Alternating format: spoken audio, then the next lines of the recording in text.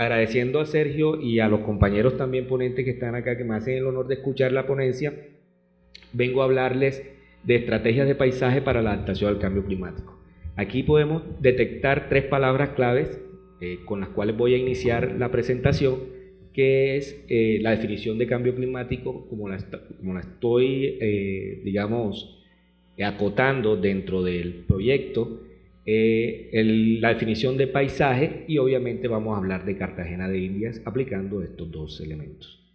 Bueno, me gustaría empezar con estas imágenes donde grandes líderes mundiales para el año 2009 que se reunían en Copenhague, Greenpeace le llamaba la atención diciendo que en el 2020 muy seguramente, si no tomaban las decisiones acertadas, iban a decir esto: lo siento, pude cambiar la catástrofe del cambio climático, pero no lo hicimos.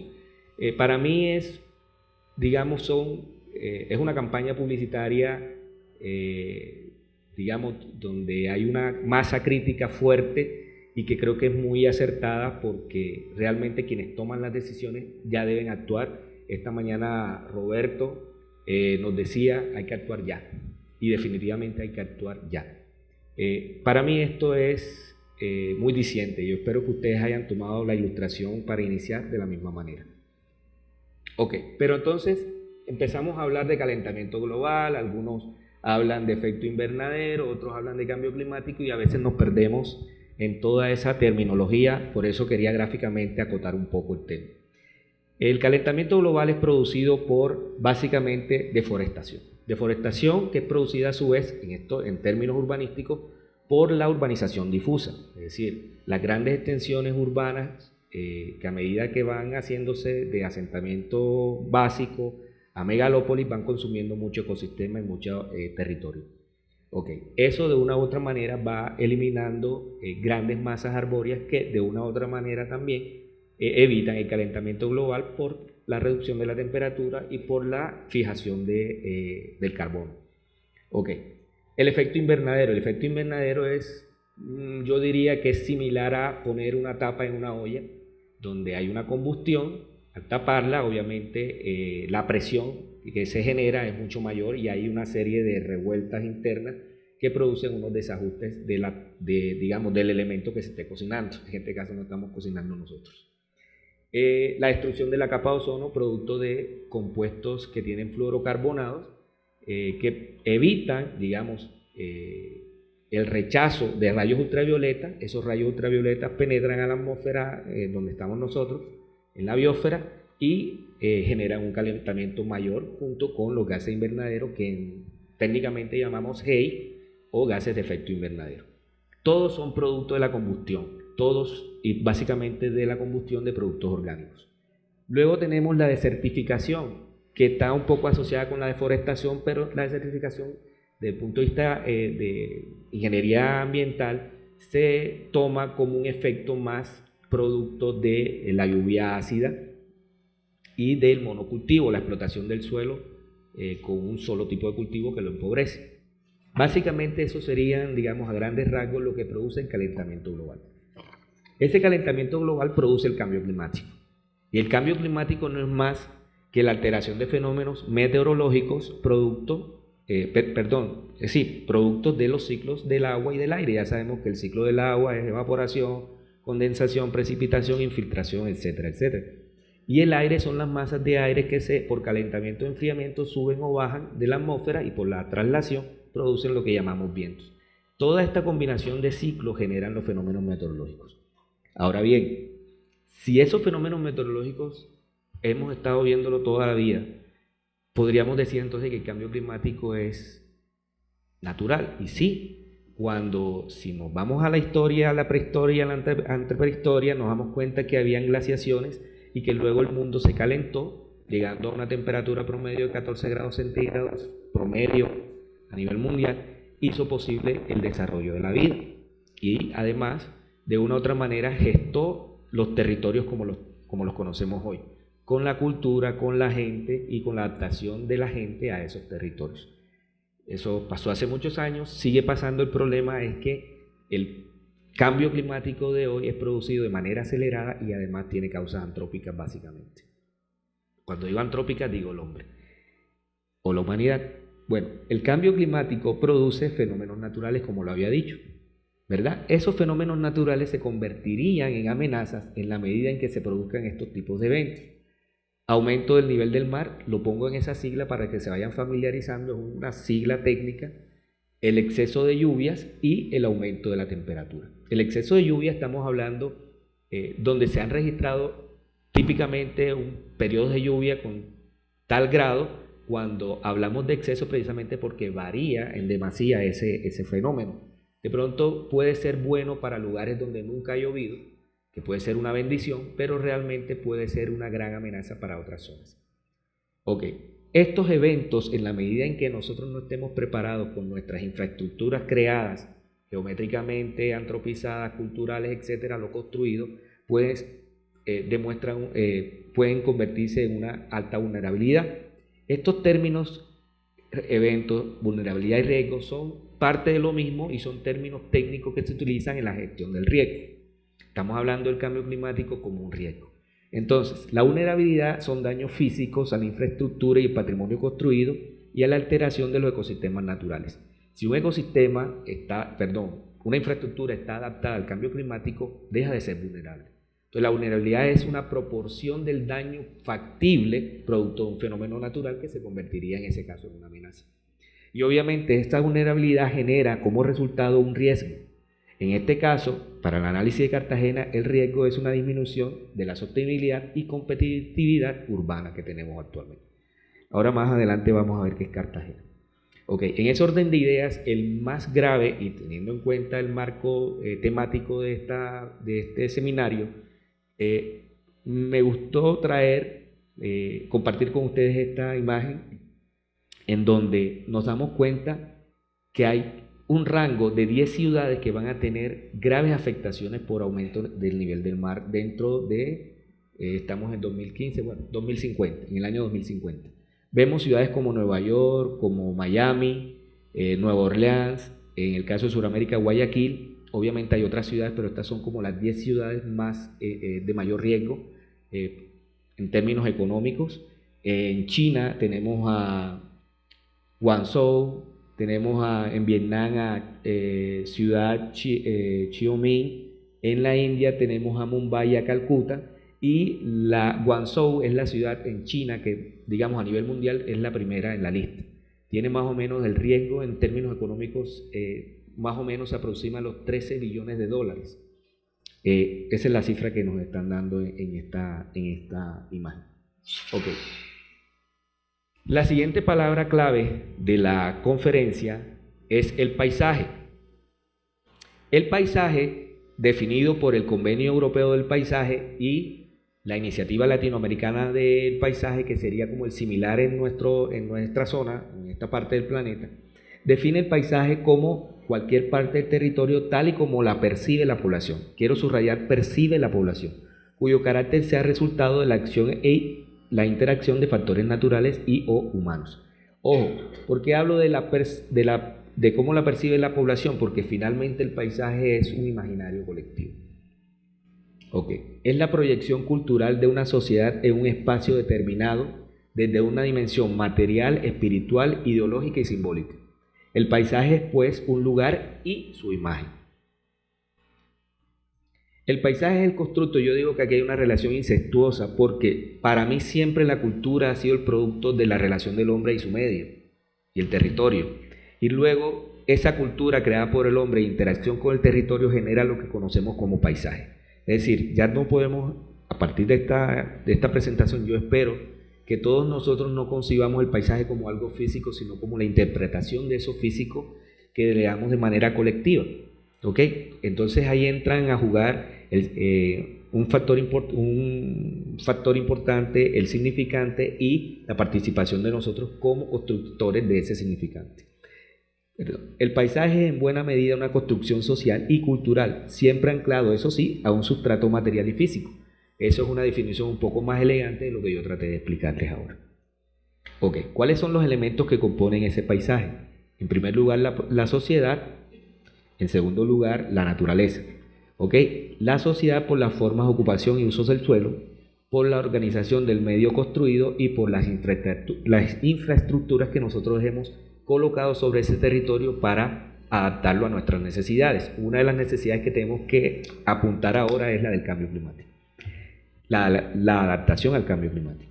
La naturaleza, con todos los elementos que la componen, ya lo podemos, digamos, de una manera intuir, como los geomorfológicos, los climáticos, hidrográficos, la vegetación. Ok, pero hay estos dos elementos que son la cultura y la mirada. Para mí la cultura es lo que le da el significante, es la que genera o define qué es patrimonio, ¿verdad? Y además destaca si el paisaje es destacable o simplemente un paisaje porque tiene algunos valores más allá de lo estético o simplemente tiene un valor estético. La herramienta principal es la mirada, la forma en que nosotros vemos esto en conjunto para darle un valor. Y ahí construimos el concepto de paisaje. Ok. Para estar un poco más, digamos, enmarcados en lo que es la temática del seminario, también quise traer la definición de paisaje del agua por Rivas, en el 2006 define que el paisaje del agua es el producto resultante y perceptible de la combinación dinámica de elementos físicos entre los cuales el agua, su rayo, es el más relevante. Es decir, un paisaje de agua es un paisaje donde todos los elementos físicos están, ¿verdad? Pero el más relevante es el agua. Obviamente en relación directa con los elementos que hemos creado para adaptar el territorio a nuestras necesidades. Si podemos de pronto analizarlo más en detalle, nos damos cuenta que esos elementos físicos, de los cuales son manifestaciones de agua, tenemos entonces el mar, los ríos, los torrentes, las ramblas, los humedales, los estanques, lagos, etcétera, etcétera, incluyendo los deltas. Pero también tenemos algunos elementos que son precisamente la adecuación, adaptación o uso de ese recurso, a partir de infraestructuras como los puentes, las acequias, los canales industriales, los molinos, las huertas, las fachadas, donde no es, las fachadas fluviales, lo que llamamos frentes ribereños, y los costeros, que son los marítimos, ¿no es cierto? Ok. Ya para entrar un poco más en detalle, de pronto hay algunos que han estado en otros eventos y ya tienen una idea de Cartagena. Aquí en el seminario es muy recurrente el tema Cartagena. Pero quería también ilustrarle para los que no conocen dónde está Cartagena en relación con Ciudad de México. Está al norte de Colombia, es una ciudad caribeña, ¿verdad? Quedaría acá, este es Colombia. Y este sería el mapa del territorio del distrito de Cartagena. Todo lo que ustedes ven en oscuro es la zona urbana y todo lo que ven en gris es la zona, digamos, rural. Tiene muchas islas, acá hay otras islas que hacen falta en el dibujo, y tiene un territorio insular y tiene un territorio continental. En principio la ciudad fue también insular en su origen, de hecho sigue siendo insular, pero la percepción del día a día por tantos puentes y tantas cosas no permite ver ese origen insular o percibir ese origen insular en el territorio que llamamos centro histórico. Ok, Cartagena entonces es una ciudad turística, colonial, amurallada, turística, ya lo dije, portuaria industrial del Caribe colombiano. Como ven, tiene muchos, digamos, ejes de productividad. Eso la hace altamente vulnerable por dos razones. Primero, porque solamente son vulnerables las ciudades que tienen una gran capacidad de infraestructura instalada y las que no lo tienen. Oígase bien, no quiere decir que las que están en el medio no lo sean. Para mí son vulnerables las que tienen mucha infraestructura porque son más susceptibles de perderla y de recuperarla requiere bastante inversión. Y aquellas que están precariamente, yo diría que Cartagena está un poco precariamente condicionada para efectos de cambio climático, tendrán una mayor vulnerabilidad precisamente porque no están preparadas, aunque los daños sean menos en términos de infraestructura, en términos de competitividad van a ser bastante altos.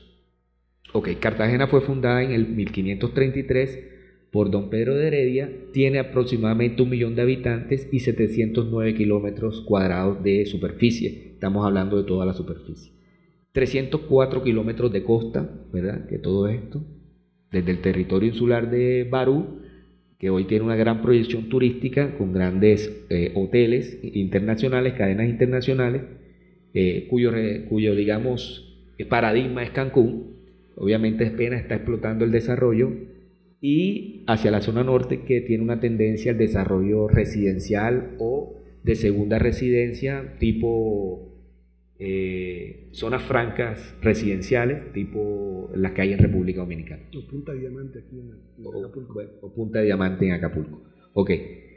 Para que tengan una idea de lo que es Cartagena a nivel económico en Colombia, representa el 7.2 del Producto Interno Bruto, y decía Roberto, bien bruto.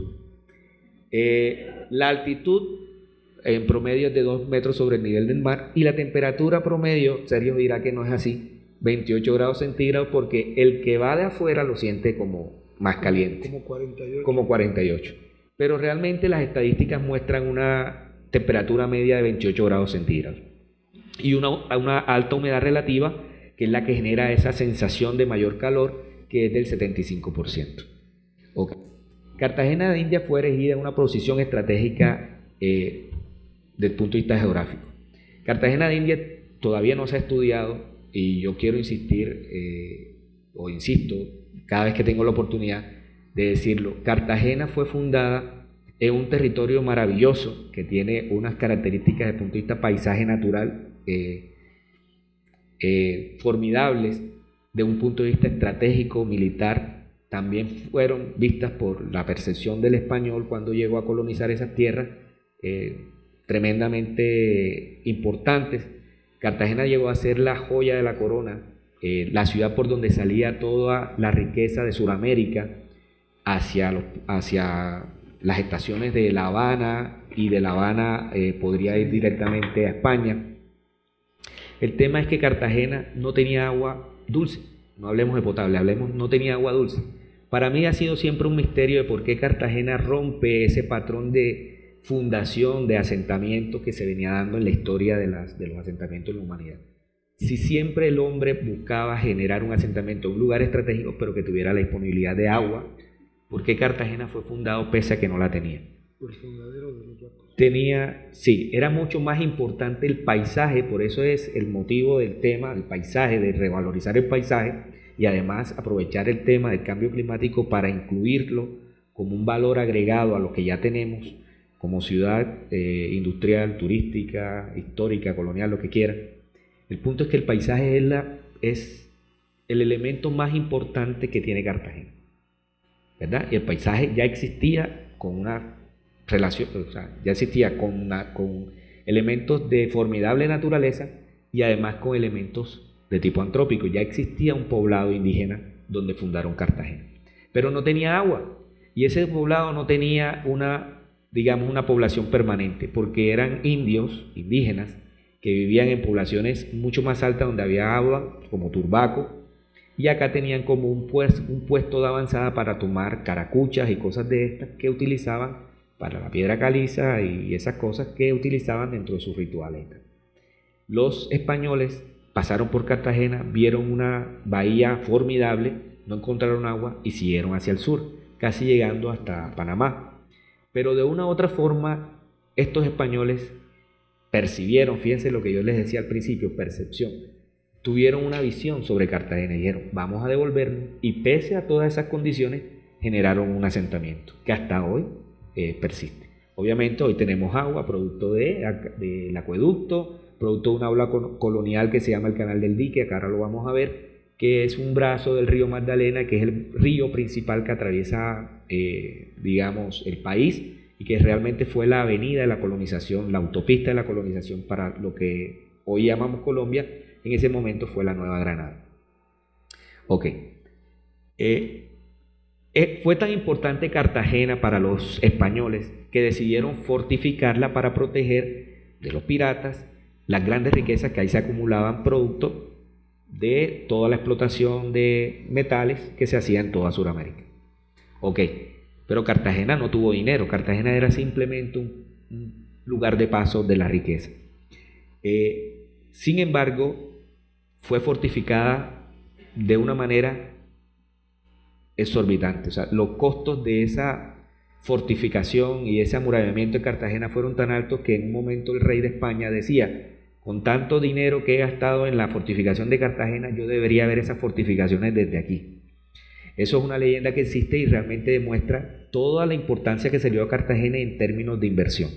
Ok, pero esa inversión todo el tiempo era de una u otra manera por efectos climáticos deteriorada, era vulnerable. Y pese a que no tenían los españoles la conciencia, colonizadores, los españoles colonizadores no tenían la conciencia de cambio climático, porque realmente tampoco era un tema, un tópico importante en esa época, ni siquiera lo conocían, ya empezaron a adoptar estrategias que hasta hoy, 240 años después, nos protegen. Entonces es una cosa bien chévere de investigar por qué los españoles nos dejaron algunas obras que han hecho que Cartagena se conserve de esa manera y de una u otra manera mitigue los efectos del cambio climático que se han venido sucediendo a partir de la revolución industrial. Ya decía Roberto que lo que pase en otras partes del mundo nos afecta a todos. Cartagena de pronto no fue un foco de industrialización, el país tampoco lo fue, pero los efectos de la industrialización a nivel mundial sí, de alguna u otra manera, afectan a una ciudad, sobre todo cuando es costera. Ok. Este es Cartagena colonial, todas las fortificaciones, un mapa de la época, y tenía tantas fortificaciones que Cartagena tenía todo el centro, toda la ciudad amurallada. Hoy aquí no aparece porque no estaba construido el fuerte de San Felipe de Barajas, que lo vamos a ver en una foto, y tenía una serie de fortificaciones que cerraba la bahía. Aquí hay una isla que no podemos ver, que es esta, que hay una fortificación aquí, y para entrar a Cartagena había una escollera, una muralla de piedra submarina, que impedía que los barcos entraran aquí. Nosotros llamamos esto bahía interna y esto bahía externa. Los barcos piratas para atacar a Cartagena tenían que entrar por acá. Y cuando entraban por aquí eran susceptibles de cualquier castigo de cañones, porque aquí habían dos baterías militares que atacaban a los barcos. Acá había otras dos y por aquí habían otras dos hasta llegar realmente al puerto de Cartagena de esa época, ¿no es cierto? Era muy difícil atacar Cartagena, sin embargo fue vencida en, creo que, Ricardo, ayúdame, 2 oportunidades. 3. Ok. Bueno, yo soy paisajista más que historiador. Pero pretendo hacer un poco de historia para que veamos cómo el cambio climático, la defensa del cambio climático se venía gestando de manera inconsciente. Ok.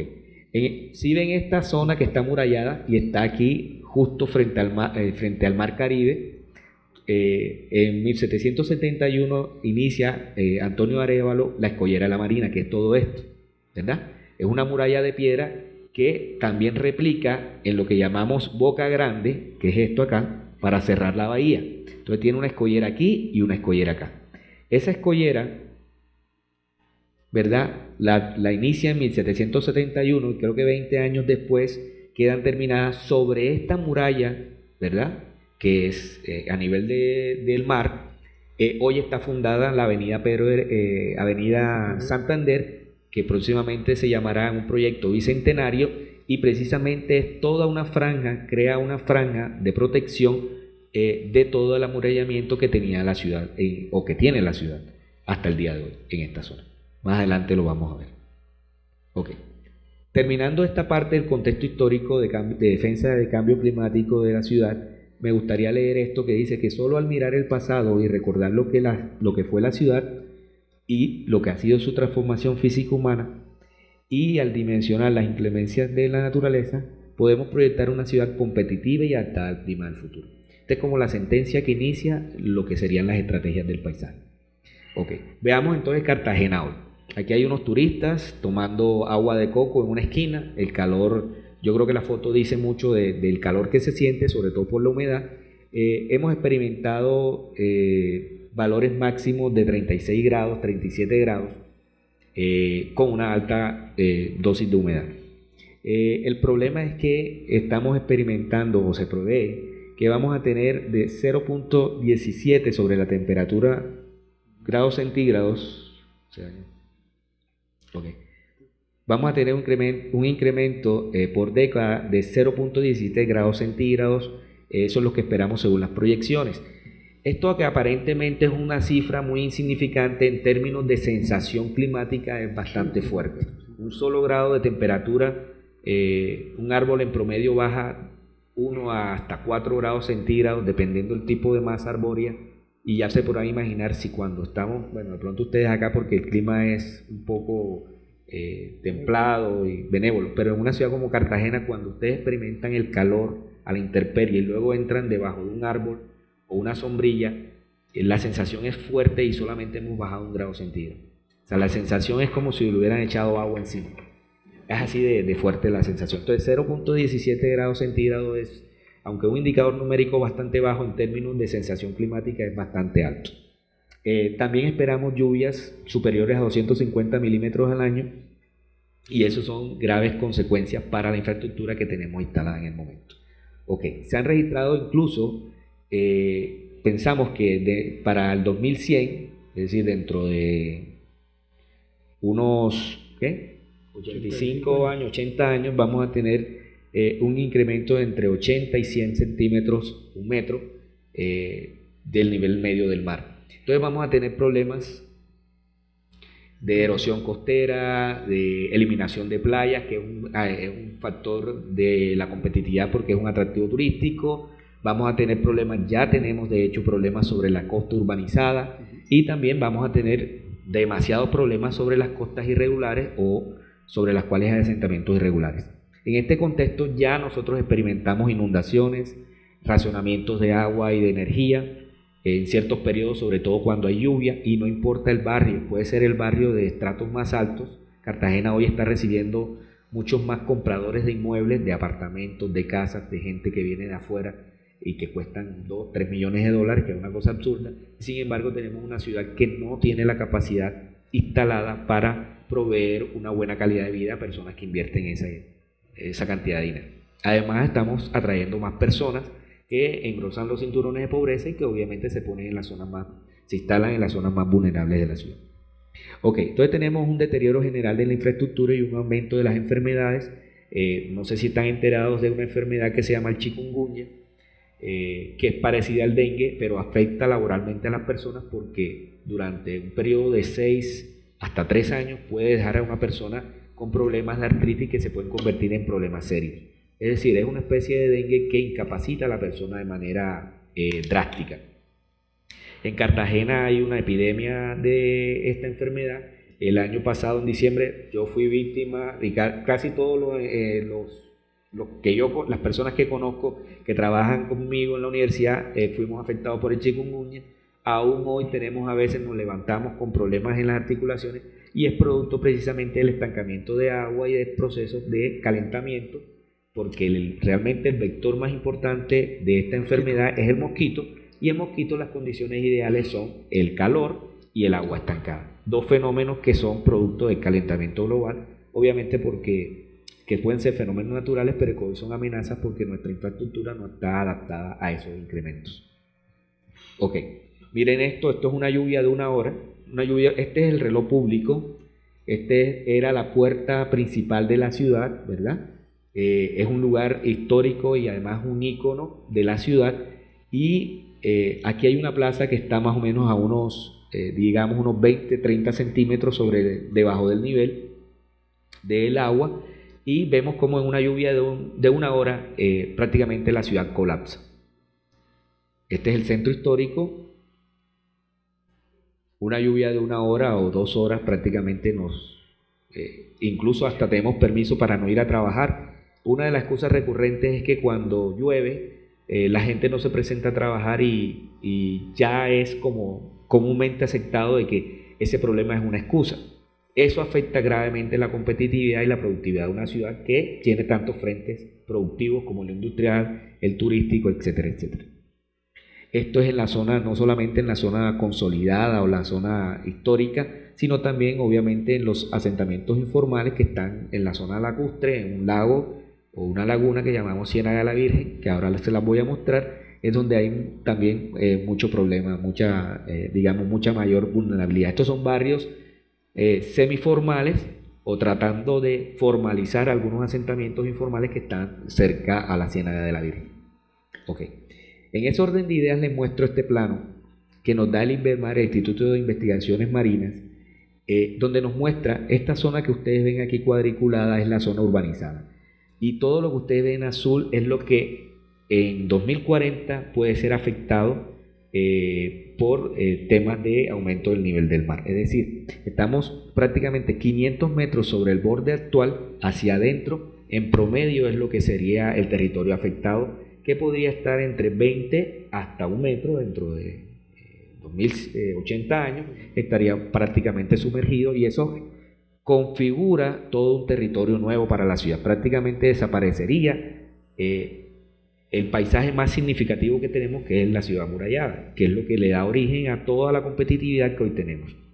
¿Y la ciudad formal? Y la ciudad formal, bueno, la ciudad formal sería esta, y algunos sectores acá. La ciudad informal, que sería esta, estaría gravemente afectada, desaparecería, y eso... Sí, bueno, sí, es que la ciudad turística se genera, es un subproducto de la ciudad colonial. Cuando le dimos valor a ese paisaje a finales de la década del 60, digamos, a mediados de los 60, es cuando realmente Cartagena se dispara como un centro turístico, cultural. Hoy en día Cartagena aloja 4 grandes eventos internacionales: el Festival de Música, el High Festival, que es de literatura, el Festival de Cine. Cartagena tiene, creo que cada 2 meses, un evento de talla internacional, y cada vez más es un referente a nivel mundial cultural. Entonces no solamente está en juego la competitividad de la ciudad, sino la imagen de la ciudad con todos estos eventos de tipo cultural. Ok, los impactos entonces de cambio climático serían el aumento del nivel del mar, ¿verdad?, la erosión costera que está asociado a eso, y el aumento de la temperatura. En resumen, podemos decir que el 70% del área de manglar están bajo amenaza, el 100% de las playas por riesgo de erosión, el 18% de la disminución de la pesca artesanal, que es una de las formas de subsistencia de muchos de los ciudadanos en Cartagena, porque Cartagena realmente es una ciudad pobre, es una ciudad que tiene el 70% de sus habitantes con un índice muy bajo de riqueza, es decir, con necesidades insatisfechas muy altas. Es decir, el 70% de los cartageneros son pobres, un 20% sería clase media y solo un 10% sería clase alta, y de ese 10% creo que viviría el 5 o el 4%, porque el 6% es población flotante de ricos nacionales e internacionales que tienen casas en Cartagena, pero que realmente viven una semana o 2 semanas al año, sobre todo cuando hay estos eventos internacionales. El 27% de la población está bajo amenaza. Podríamos llegar a 2.349 casos de dengue, pero aquí no está todavía estudiado el chikungunya, que nos invadió apenas, creo que en junio, de junio para diciembre. Diciembre fue como el pico más alto de casos. Se ha disminuido, pero igual tenemos que estar combatiendo, porque es una enfermedad cíclica que se puede dar precisamente por el mosquito, la proliferación de mosquitos producto del calentamiento de la temperatura y del estancamiento de aguas. El 26% de las viviendas estarían bajo amenaza de inundación, el 86%, la joya de la corona, estaría bajo amenaza por inundación, el 28% de la industria y el 35% de la infraestructura vial. Ok. Si nosotros traducimos eso a este cuadro y nos damos cuenta cuáles realmente son las consecuencias, nos damos cuenta que por aumento de la temperatura vamos a tener redistribución de ecosistemas y especies, vamos a tener una duplicación de enfermedades y una afectación de actividades productivas, ¿verdad? Por el aumento del nivel del mar vamos a tener obviamente inundaciones, territorios sumergidos, grandes áreas de terreno sumergidas, pérdida del patrimonio ecológico, retroceso de las playas y daños en vivienda, patrimonio histórico y cultural y de la infraestructura. Es decir, todo esto que nos hace competitivos hasta el día de hoy. Vamos a tener también un incremento de eventos por lluvia, y eso nos va de alguna u otra manera a causar problemas que tienen que ver con también infraestructura, porque no tenemos, digamos, un buen drenaje. Ok. Esto es una pintura de Gonzalo Zúñiga, un pintor cartagenero. En él recrea, es un mural que está en un edificio, se llama el Edificio Inteligente. Afortunadamente fui a hacer una diligencia y la vi, y creo que fue oportuno haberla visto. Ya la conocía, pero no me acordaba, para traerla acá para empezar a hablar de paisaje. Para empezar a hablar de paisaje, esto es lo que Gonzalo recrea pensando o imaginándose lo que tuvieron que ver los colonizadores españoles. Ellos vieron este poblado, pero vieron una gran montaña, que hoy le llamamos La Popa, unas gran zonas de manglar y una serie de ensenadas que hacían que el puerto fuera un puerto protegido. Parece que es una imagen muy bonita, obviamente es una interpretación, pero creo que nos da una idea de lo que la visión que pudieron tener los españoles, que hizo que volvieran del sur del Atlántico nuestro, de las costas atlánticas nuestras, a fundar a Cartagena. Ok. Cartagena, basado en las estrategias de paisaje que más adelante les voy a explicar, tiene 11 paisajes definidos o caracterizados. El primero es la bahía externa e interna que vemos aquí. Esta es la interna, esta es la externa. El segundo es el canal del dique, los caños y lagunas, Ciénaga de la Virgen, territorio insular, área insular de la zona norte, área rural de la zona norte. Estos son paisajes que tienen una caracterización litoral y su valor paisajístico es el agua y el manglar. Tenemos también el Cerro de la Popa, que su caracterización paisajística es de carácter orográfica, o sea, montaña, y obviamente su valor es la montaña y el bosque seco tropical. Y tenemos entonces el grupo de paisajes que tienen que ver con la construcción del ser humano. Le llamamos, decimos que tiene una caracterización paisajística y tiene un valor de patrimonio histórico-cultural y además del punto de vista urbanístico, que refleja las dinámicas urbanas que se han dado a partir del desarrollo de la ciudad. Ok, veamos cada uno de estos. Aquí tenemos la ciudad de Cartagena en perspectiva, una perspectiva aérea. Esta es la isla de Tierra Bomba, esta es la ciudad turística, aquí estaría la ciudad colonial, aquí estaría la popa, y esta es toda la ciudad formal, digamos, y acá estaría la ciudad informal, con la Ciénaga de la Virgen, que es un estuario, es un cuerpo de agua salobre que recibe todas las escorrentías fluviales que naturalmente caen a Cartagena. Esto sería una derivada. El problema es que este cuerpo de agua estuvo contaminado por muchos años, hasta el año 2013, que se inauguró el emisario submarino que va por acá y llega a Punta Canoa. Es que se ha podido recuperar parcialmente la oxigenación de la ciénaga. Era una cloaca máxima. Aquí se hacían las descargas sanitarias del 70% de la ciudad, el 25% iban a la bahía. Aquí está el puerto de Cartagena, le llamamos puerto de Cartagena porque es el principal, pero hay varios puertos situados hacia el litoral en este lado. ¿Y la Bocana? Bueno, la Bocana fue un proyecto, gracias Sergio, es un proyecto que hicieron los holandeses, diseñado por los holandeses, que ayudó junto con la descarga, con la eliminación de la descarga sanitaria, a oxigenar la ciénaga, que es un cuerpo que tiene un cuerpo de agua que tiene un potencial enorme. No voy a entrar en detalles con eso porque creo que Maruja y Ricardo les hablarán más en detalle de esos temas, pero la Bocana es una entrada de agua permanente, porque existe una bocana natural que existe acá en un poblado que se llama La Boquilla, que hoy en día es un sector de grandes edificios costosos para vivienda de segunda vivienda vacacional, y que por la construcción de una vía que conduce de aquí, de esta ciudad, a la ciudad de Barranquilla, que queda al norte de la ciudad de Shakira, se cerró la boca de la ciénaga y precisamente, aunado a la descarga sanitaria, generó una cloaca máxima que generó una gran problemática ambiental por muchos años.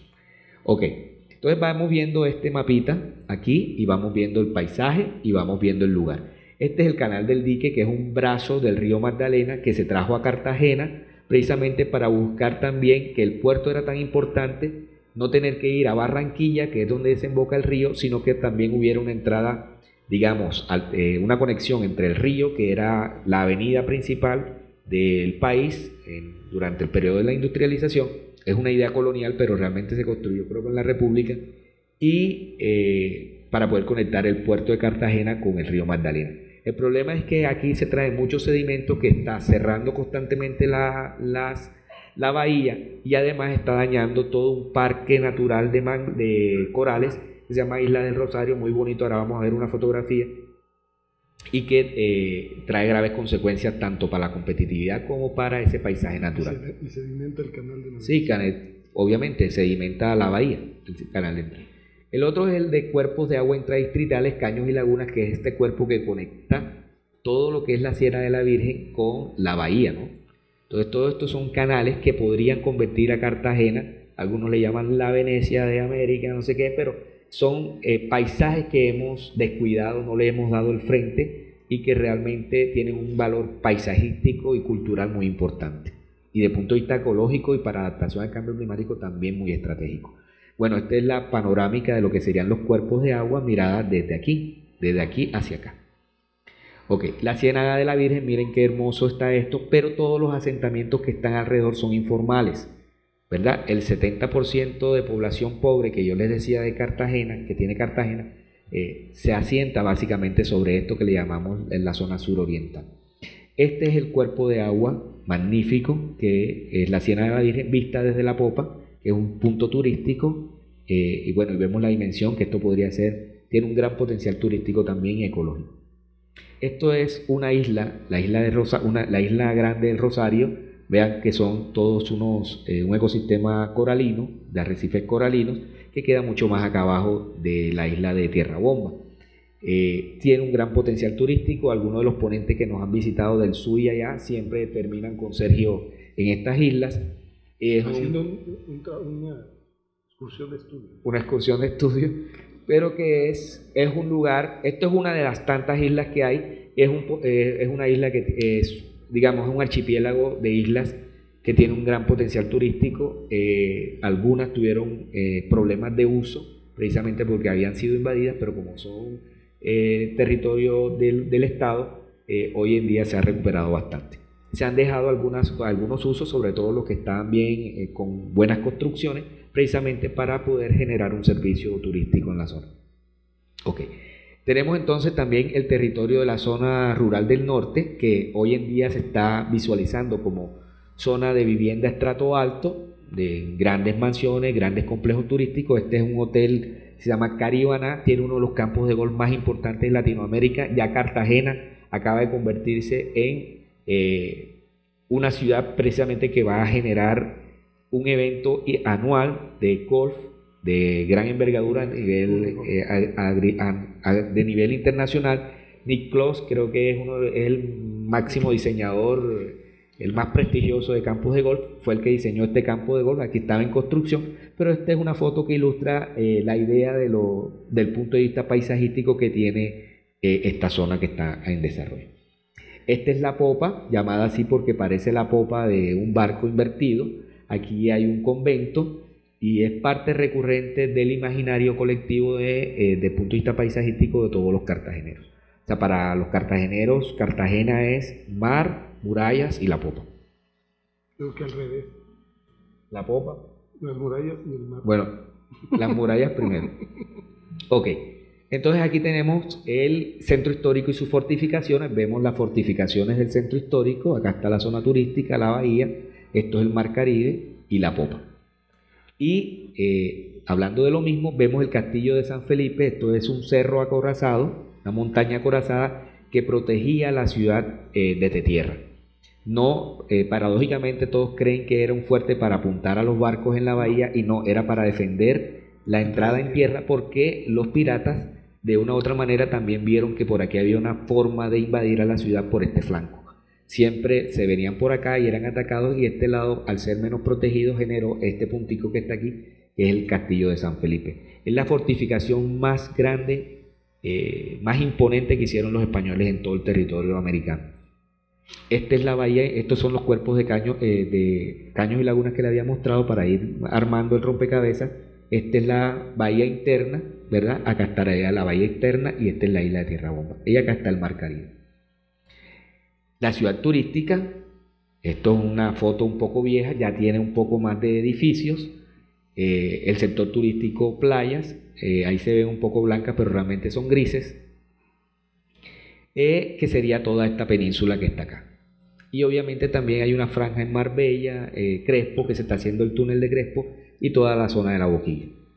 Este es lo que yo llamo la otra ciudad, o sea, la ciudad que no sale en las postales, que no se les muestra a los turistas, que ustedes básicamente no van a tener en su mente el día que vayan a Cartagena, pero esta es la ciudad. Aquí estaría el 70% de pobreza, digamos, aunque tiene una trama regular, realmente son asentamientos informales, pero que estaban generando una presión constante de invasión sobre el cuerpo de agua lagunar que es la Ciénaga, y que hoy básicamente, basado en una estrategia de paisaje que es la avenida perimetral, que también, como en México sucede, El problema es que se plantean buenas ideas, pero luego se quedan cortas porque de una u otra manera luego tergiversan los dineros y el proyecto termina siendo, digamos, no cumple los objetivos para los cuales fue planteado.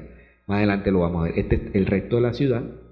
Okay. Y el otro paisaje yo le llamaría el de la zona industrial, que tiene más o menos este perfil o esta imagen. Aquí está Tierra Bomba, esto es una vista desde aquí hacia acá, y aquí vemos la bahía, la entrada a la bahía, ¿no? Acá estaría Cartagena, zona turística, etcétera, etcétera. Okay. Esta es la bahía de Cartagena, una vista bastante impresionante. Todo esto, aquí hay más edificios ahora. El punto es que quiero entrar en el tema del Plan 4C. El Plan 4C de Cartagena es un plan que acaba de ser publicado por el distrito, junto con algunos otros actores que creo que son los realmente autores del proyecto más que el gobierno, y se llama 4C porque es Cartagena competitiva y compatible con el clima, y es, digamos, todo un compendio de planificación y acción para responder al desarrollo adaptado al clima. Esto lo pueden encontrar en internet, por eso puse la imagen para que lo puedan consultar y ver cómo se puede replicar, porque la verdad es que está muy bueno. Ese lo promovió la CDKN y el Ministerio de Ambiente como un proyecto piloto. Esto ha hecho que Cartagena, digamos, de una u otra manera esté a la vanguardia a nivel nacional y por ende de alguna manera también va a estar a nivel internacional como una de las primeras ciudades que visualiza las estrategias para adaptar la ciudad desde el punto de vista de desarrollo al cambio climático. Una cosa es lo que está escrito, el gran reto no es lo que está escrito y estudiado, sino cómo podemos implementarlo, cómo hacemos la gestión. Porque muchos de los proyectos que yo voy a mostrar ahora son proyectos que están hechos, que están alineados con lo que estamos viendo en el plan 4C, pero que realmente están engavetados porque no hay una decisión política o un desconocimiento desde el punto de vista gubernamental de la importancia que tienen esos proyectos para realmente proteger a la ciudad. Ok, es importante entender que el plan 4C busca tomar medidas para estar preparados y adaptados a las condiciones climáticas futuras, y dice que será mucho más costo eficiente, esto es un término técnico dentro del argot del cambio climático, hacer esto que esperar a tener que tomar medidas costosas y mal planificadas. En ese orden de ideas les traigo esta sentencia del Banco Mundial, donde el Banco Mundial considera que por cada dólar que nosotros hoy invertamos para gestionar el riesgo, ¿verdad?, evitamos $7, o sea, por cada dólar que invertamos hoy, vamos a remediar $7 en pérdidas por fenómenos asociados al cambio climático. Por ejemplo, el huracán Katrina en Estados Unidos generó 100 billones en pérdidas y 2.000 muertes. En Australia, un metro de aumento del nivel del mar representa 226 billones de dólares en términos de infraestructura asociada o producto de el aumento del nivel del mar y además de la erosión. Ignorar el cambio climático le costaría al mundo aproximadamente $1 trillón por año, ¿verdad?, producto de las inundaciones costeras solamente.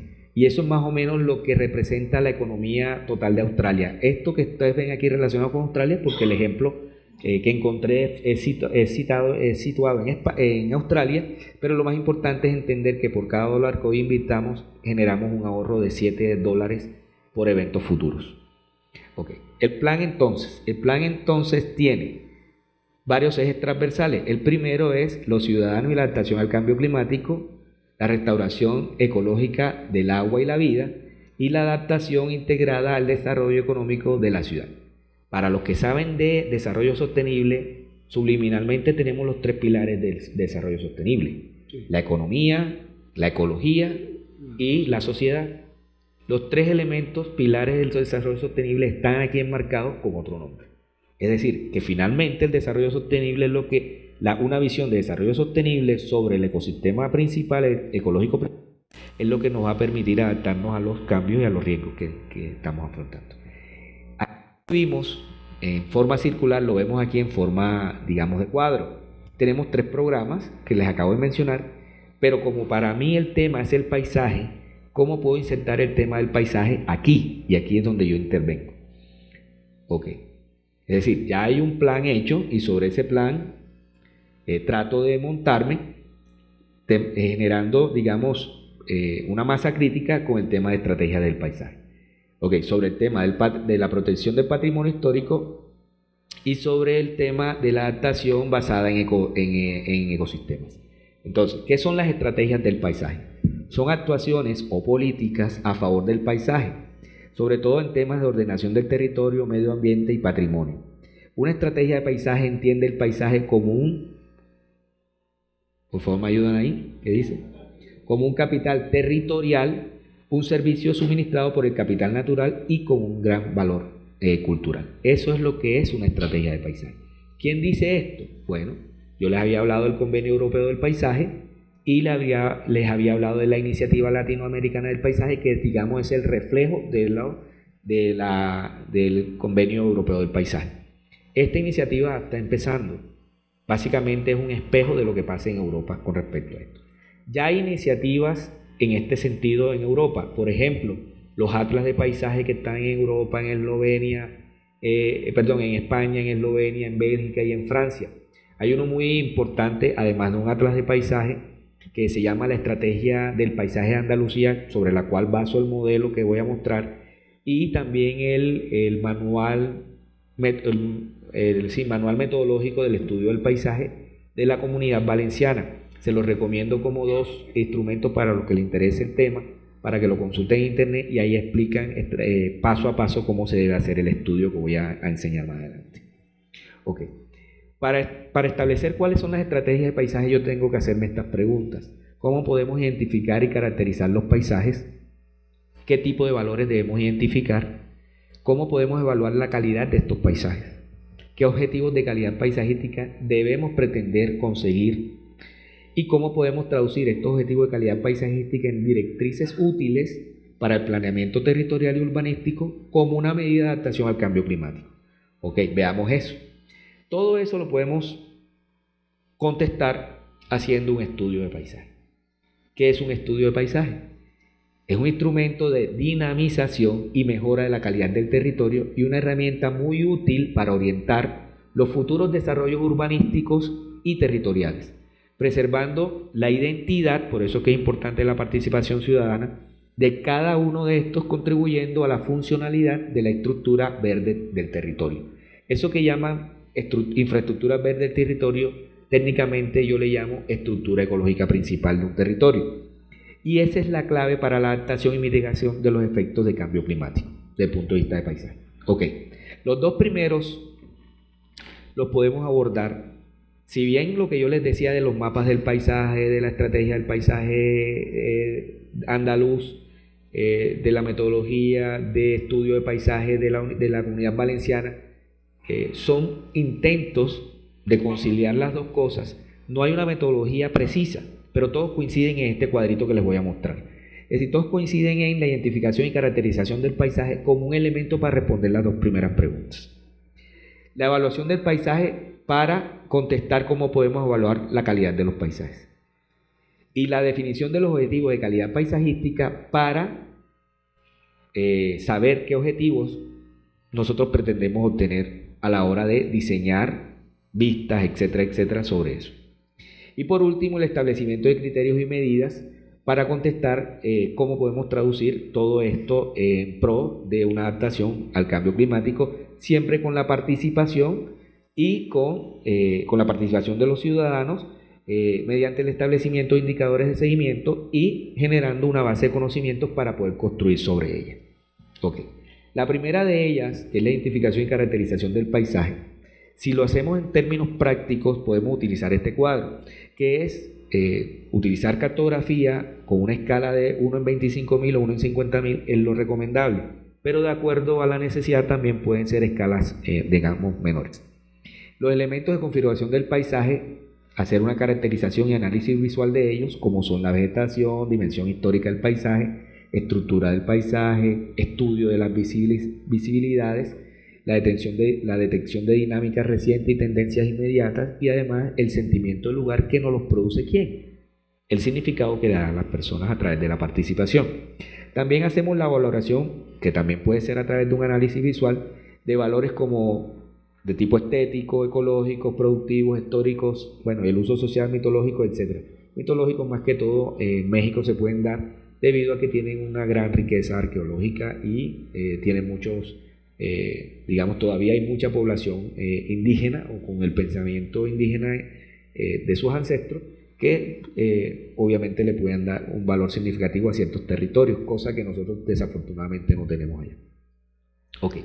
El segundo punto es la evaluación del paisaje, que parte de la valoración del paisaje para generar escenarios paisajísticos, lo que queremos, lo deseable. ¿Ok? Luego estudiamos la dinámica del paisaje para luego hacer la organización del mismo. Es decir, sin la dinámica no podemos hacer organización y no podemos hacer organización ni organización si no sabemos la dinámica y si no sabemos cuál es el objetivo a desarrollar. Todo esto gravitando alrededor de un cuadro DOFA de amenazas y de oportunidades que también genera el cambio climático. Ok, todo esto define objetivos para qué, ¿verdad? Para influir en la ordenación del territorio y para influir sobre políticas sectoriales. En el caso de las políticas sectoriales, para influir sobre turismo, agua, que es el tema que nos atañe, residuos, el sector de la cultura, el sector educativo, el sector fiscal en temas de impuestos y el sector patrimonial. Es decir, de una u otra manera tenemos que ir enfocando los objetivos del paisaje hacia estas políticas sectoriales. Por último, establecer criterios y medidas, y estos son los objetivos máximos que podemos o que debemos pretender. El primero es proteger los paisajes valiosos. Esos paisajes valiosos son valiosos en la medida que tengan un valor ecológico, patrimonial, visual o social. En este caso, el visual tiene que ver con lo estético más que todo. Mejorar la calidad del paisaje, sea natural, rural, periurbano, urbano. Por eso vimos los 11 paisajes en Cartagena que hemos detectado. Y la coordinación entre administraciones, que es, digamos, uno de los puntos más importantes porque la gestión es más importante a veces que el estudio. Muchas veces la buena intención sin un estudio produce efectos más significativos que un gran estudio que se queda engavetado. Ok. Lastimosamente no les puedo mostrar las estrategias de una manera más simple, porque para poder entender las estrategias teníamos que ensamblar toda una serie de proyectos que estaban ya enunciados en el plan de ordenamiento territorial, muchos que han sido ejecutados o están en estudio o están parcialmente ejecutados, y teníamos que alinearlos basados en las estrategias del paisaje. Es decir, las estrategias de paisaje no es algo necesariamente novedoso, es novedoso por cuanto es un nuevo enfoque en el ordenamiento del territorio, ¿verdad? Buscando que la protección o mitigar la vulnerabilidad que tiene lo que hemos construido por efectos de cambio climático. Entonces ahí tenemos varios programas que ahora se los voy a mostrar. Ok, entonces es que me gustaría, porque como es extenso me gustaría leerlo, pero no logro visualizar acá. Entonces tenemos, digamos que este ha sido el que se ve muy simple, digámoslo, es difícil entender a prima facie, cuando vemos todo ahí como un gran conglomerado de datos, pero no es simple cuando tratamos de alinear todos esos datos que ya existen y saber cuáles son los vacíos que tenemos que llenar.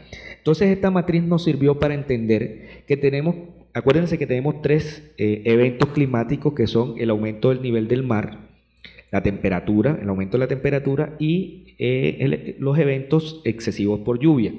El primero ataca, digamos, el aumento de la temperatura, que es un programa de silvicultura urbana que yo creo que los que si me han visto en otros eventos anteriores es un tema recurrente en el cual yo participo, que es el tema de la arborización urbana. Ok, el programa de infraestructura urbana como defensa costera y el programa de reservorios pluviales. El segundo, que me había pasado, atacaría, digamos, serían las estrategias para atacar el tema del cambio climático de los eventos por aumento del nivel del mar. Y el tercero atacaría los eventos pluviales excesivos. Bueno, este primero tiene un programa de arbolado urbano que incluiría la gestión del manglar. Ese programa no existe en Cartagena. El plan paisajístico del entorno amurallado fue una idea, una iniciativa que está engavetada y que queremos sacar de la gaveta para poder implementarlo. El macroproyecto del Cerro de la Popa, que también fue muy estudiado, está engavetado Ricardo fue el interventor del proyecto y me facilitó alguna información. Y bueno, esos 3 proyectos los estamos alineando como estrategia de paisaje dentro de este programa. El objetivo es elaborar un manual de arbolado urbano que ya estamos construyendo desde hace 5 años con los estudiantes de la cátedra de paisajismo del cual soy titular en la Universidad San Buenaventura, la siembra y gestión sostenible, el ornato fitotectónico urbano, que serían programas que se deberían implementar resultado del primero, el plan del paisajístico del entorno amurallado. La idea es que proteja y embellezca el entorno de las murallas, ya está en un plan y hay alguna imagen que le voy a mostrar. Y la popa como reserva ecológica, la montaña esa que es un referente visual para la ciudad, que sería una reserva ecológica por sus valores de bosque seco y además patrimonial y social. Patrimonial en 2 sentidos: histórico porque tiene unas baterías militares coloniales que hasta ahora se descubren, que podrían ponerse en valor y que sería un atractivo turístico más, pero también porque el hecho de ser una imagen, de configurar el perfil urbano con el cual nosotros tenemos los cartageneros una identificación fuerte, ya de hecho eso constituye un valor patrimonial.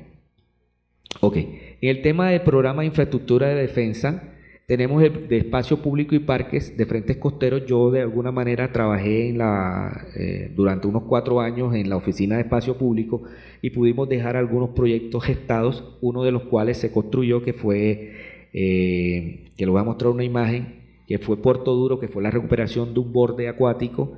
Era un proyecto bastante ambicioso para nuestra realidad. El proyecto, ustedes lo verán, de pronto es muy simple porque por presupuesto se baja, pero por lo menos luchamos, que le digo yo que es lo más difícil de hacer, luchamos para que se construyera y aunque es mucho más sencillo que lo que se había planeado inicialmente, por lo menos cumple el efecto de proteger esa zona.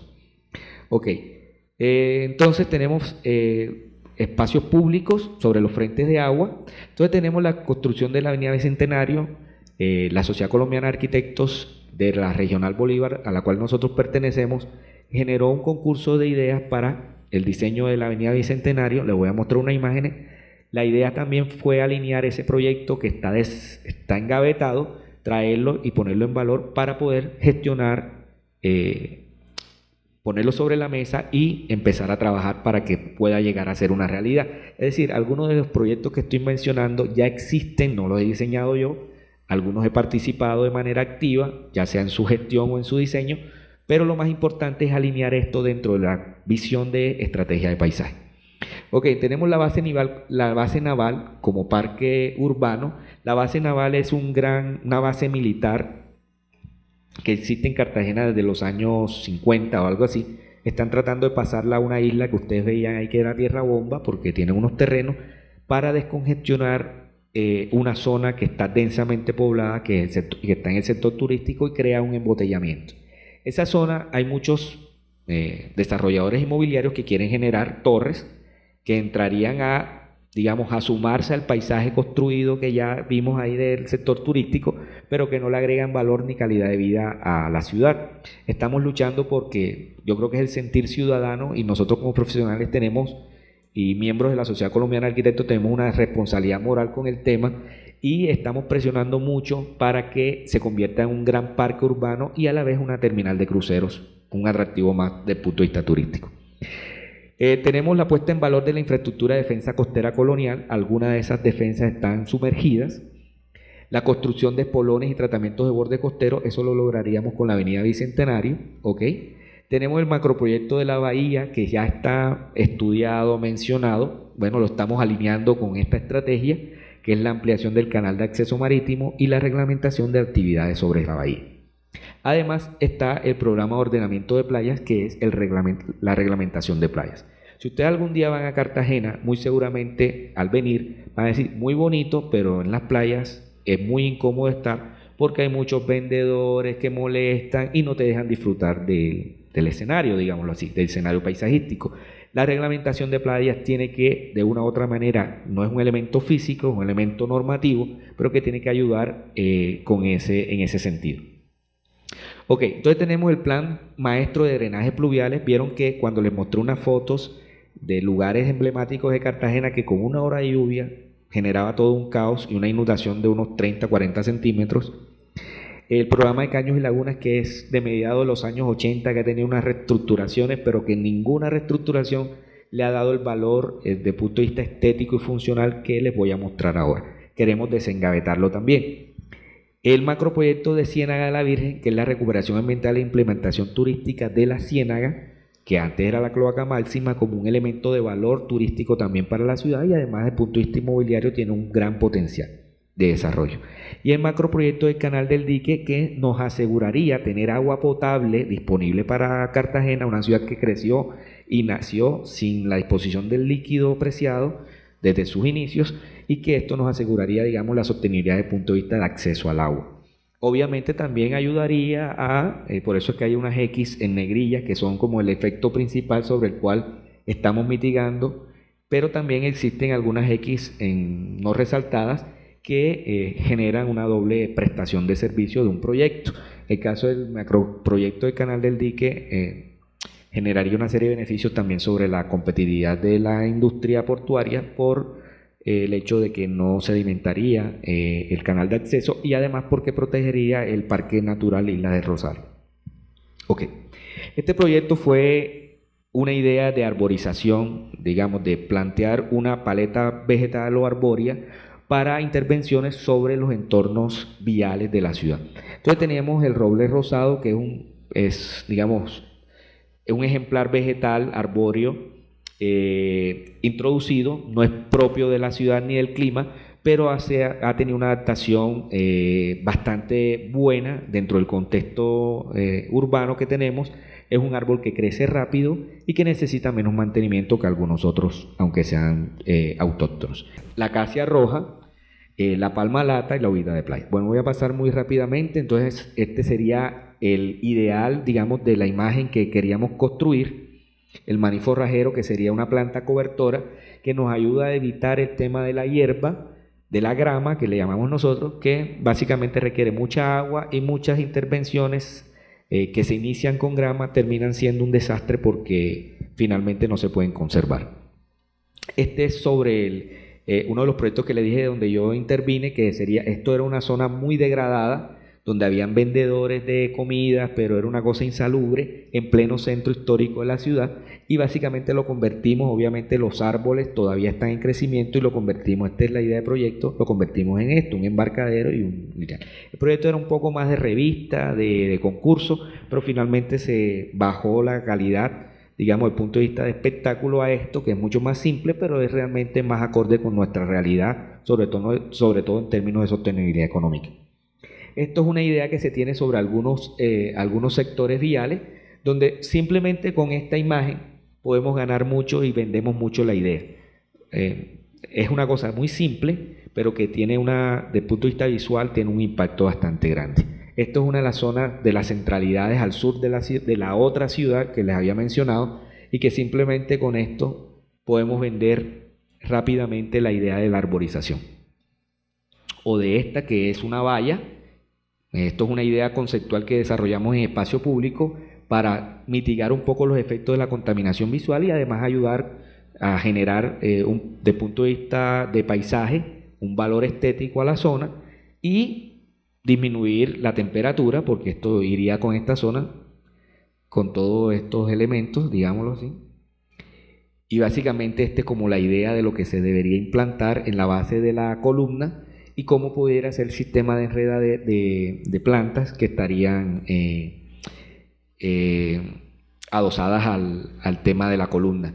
Esto se implementó ya con un experimento fallido, precisamente porque no se cumplieron las recomendaciones que se le dieron durante la explicación de la idea del proyecto, el concepto. Este es el tema de reservorios de agua, que tienen también que tienen que ver con la protección de la muralla. Esto es un proyecto que hizo la Sociedad de Mejoras Públicas, unos arquitectos creo que bogotanos, y estamos tratando de rescatar esto es solo una imagen de eso para ilustrar, porque hay muchas ideas.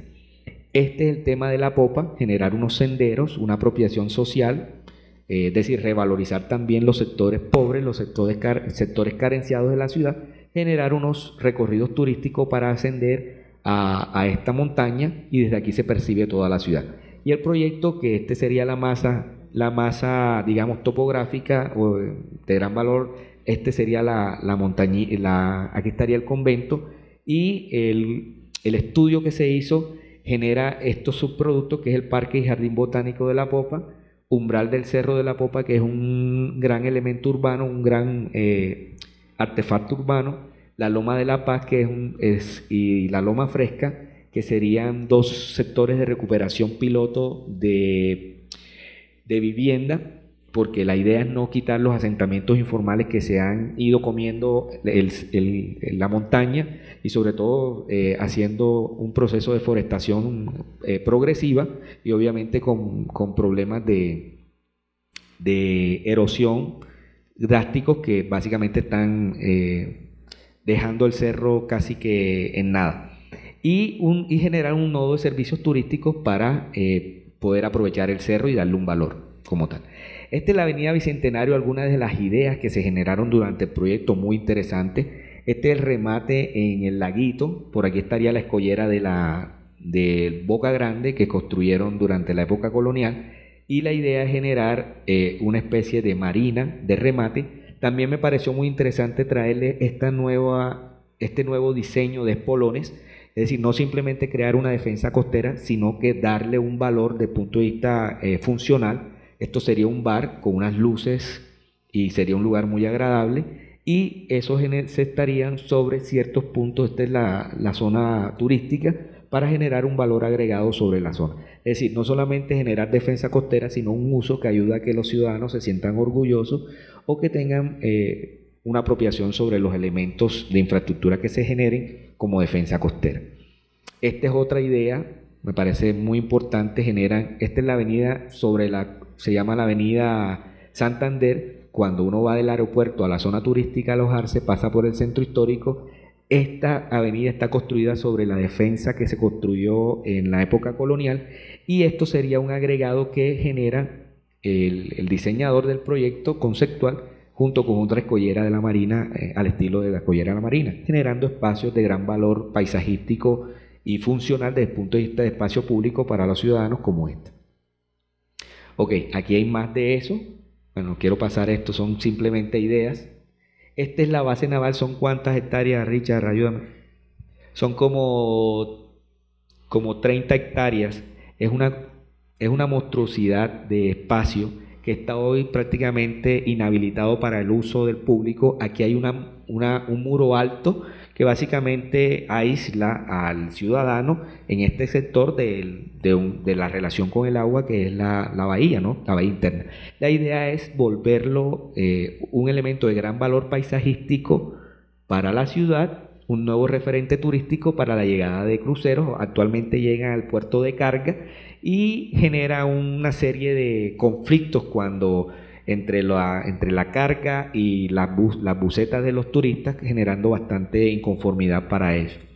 Mitigando un poco o devaluando un poco el tema de la competitividad por efectos de llegada de cruceros, que lo hace un poco menos atractivo.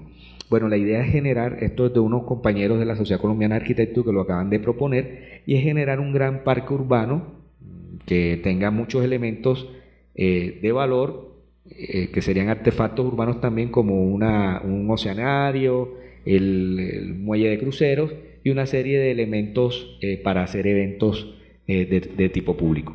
Ok, también está interesante los planteamientos que se hacen sobre el tratamiento de borde sobre los barrios residenciales que están en relación con la bahía. La bahía hoy experimenta un grave deterioro porque tiene bastante erosión sobre esta zona. Además, cuando llueve, el agua cae directamente a la ciénaga, pero precisamente directamente a la bahía, pero también eso genera un problema porque cuando la marea sube, aunque no llueva, el agua salada entra a la vía y genera todo un problema de movilidad, de incompatibilidad con los usos, etcétera, etcétera. Entonces se han creado ideas como generar este paseo que ya está, pero rediseñarlo, teniendo en cuenta que se deben implementar, esto es simplemente una idea, un receptáculo de agua salada para evitar que se filtre por el mismo drenaje.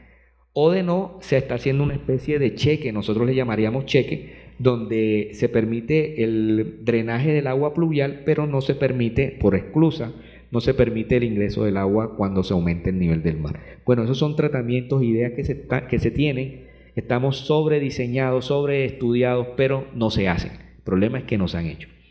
Ok, en la bahía, entonces toda la reglamentación de usos, esto es el centro de convenciones, actualmente esto es parte del centro histórico, aquí estaría el reloj público, donde les dije que estaban los señores empujando un taxi, que es un elemento muy icónico y singular para el imaginario colectivo de nosotros, los cartageneros, y generar una serie de elementos. Cartagena también se quiere convertir en un centro de regatas y deportes náuticos, y bueno, esto sería una idea de las que se están planteando, y nosotros queremos de marinas, y queremos recuperar todas esas ideas que están engavetadas. Es decir, ya no inventemos más la ciudad, está inventada todas las estrategias, alineémoslas, miremos cuáles nos hacen falta para poder hacer frente a todo ese cambio climático. Y el cambio climático se le hace frente también con dinero.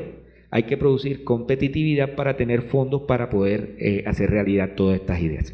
También el de drenajes pluviales, que genera nuevas infraestructuras de drenaje pluvial o convertir las precarias infraestructuras de drenaje que existen en parques lineales, ¿verdad? Y además construir estas nuevas. Esto es para darle un valor y que no sean un botadero de escombros, de basura, donde la gente al no darle valor creen que simplemente es una vía rápida para descargar residuos. Ok, bueno, esto queda a nivel de inventario porque ya no tengo tiempo, son algunas de las estrategias que se plantean que ya existen para el tema de los drenajes, como pavimentos permeables, techos verdes, campos de infiltración ya sea por zonas verdes o por zonas arenarios. Pero lo más importante que encontré del estudio, que obviamente hacen una referencia y que nos sirve para lo que estamos haciendo hoy acá, que es mirar cómo los cambios hidrológicos, cómo se dan los cambios hidrológicos en el ciclo del agua debido a procesos de urbanización, ya que estamos hablando de la ciudad y el agua. Entonces, en este esquema nos dice muy rápidamente que sobre un 100% de precipitación, el 40% se evapora, y hay un 10% de recogida superficial y un 50% de agua subterránea por infiltración. Nos decía Roberto esta mañana que el agua estratégicamente está en nuestros acuíferos. Este gráfico nos dice cuánta agua lluvia entra a los acuíferos precisamente por efectos de una simple precipitación, una lluvia. Cuando nosotros urbanizamos, la cosa cambia. La evapotranspiración o la evaporación se reduce de un 40, pasa de un 40 a un 25%, o sea, se reduce, obviamente esto altera el ciclo. El 30%, ¿verdad?, que va del 30% que va a la superficie, solamente el 43% va por drenaje pluvial si hay una infraestructura adecuada, y además, fíjense que se reduce la infiltración a los acuíferos, o sea, se regeneran los acuíferos de menor manera. Pasamos de un 50 a solo un 32%. Este gráfico lo encontré justo antes de venir y me pareció muy apropiado traerlo para poder entender en términos, numéricos, la dimensión de lo que ocurre, de los cambios que ocurren en el ciclo hidrológico cuando nosotros hacemos urbanización. Ok, este es el proyecto de Caños y Laguna de los años 80, que toma todo el borde de esos cuerpos de agua intradistritales. Eso lo que les decía yo que era la Venecia latinoamericana. Bueno, esto era más o menos la idea de generar una serie de usos litorales interiores que iban a hacer que la ciudad diera la cara a estos cuerpos de agua. Actualmente lo que hay son patios de casas que echan, todos sus residuos directamente a estos cuerpos de agua, y además son unos bordes o unos litorales que están llenos de manglares. Algunos son detractores de los manglares, yo soy amigo de los manglares, pero sé que tienen que estar en cierta proporción para poder permitir que hayan usos sobre el frente de agua, que garantizan que ese cuerpo de agua se proteja, ¿no?, y se le dé un valor paisajístico. Ok, la Ciénaga de la Virgen, esta es la avenida perimetral que debería continuar hasta acá y bordear la ciénaga. Bueno, se gastaron el dinero y solamente hicieron esta parte. El punto es que por lo menos logramos frenar la incorporación de nuevas personas. Al no haber suelo disponible, las personas lo que hacían era rellenar el lago, igual que se hizo México, y ya ustedes saben cuáles son las consecuencias de rellenar el agua, la naturaleza en algún momento reclama todo lo perdido. Bueno, en el lado norte de esta ciénaga, esta es la vía que va a la ciudad de Chaquira, que les decía que en un momento cerró el intercambio hídrico entre el mar y la ciénaga. Hoy en día se está planteando un viaducto, es decir, que no va sobre superficie, sino va con apoyos pilares, digamos pilares, apoyos sobre el terreno, y básicamente está en proceso de, allá le llaman consulta previa con las comunidades. Estos son desarrollos que se han dado sobre un poblado afrodescendiente que se llama La Boquilla. Ha habido una serie de problemas porque es un proceso básicamente de gentrificación selectiva y que básicamente ha desplazado a las comunidades negras que están acá. Estas personas venden aquí sus casas, que hace muchos años las tenían, y están invadiendo el mangle. Hay un proceso de invasión del mangle y relleno selectivo, o sea, lo que pasaba de este lado ahora está pasando en el lado norte, y por ley en Colombia se debe hacer una consulta con las personas que están, así sea informalmente, ocupando el territorio. Se debe hacer una consulta, y ha sido un proceso bastante lento porque usualmente ellos tratan de presionar para pedir más cosas, para que el proyecto se pueda ejecutar. Bueno, esta es la idea de hacer una doble calzada que comunique a Cartagena con Barranquilla y haga que la ciudad también sea un poco más competitiva desde el punto de vista turístico. Esto es más otra idea de cómo sería el viaducto en algún tramo, para evitar ir sorteando las invasiones informales que se están dando acá, y también para poder mitigar el impacto que se pueda producir por la construcción sobre los ecosistemas de manglar.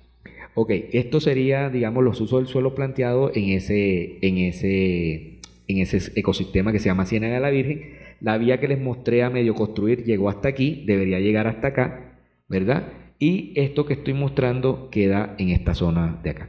La bocana que hicieron los holandeses queda en este lugar, y la bocana natural, es decir, por donde se desborda la ciénaga en la época de lluvia, queda en esta zona que se llama La Boquilla. Bueno, para terminar,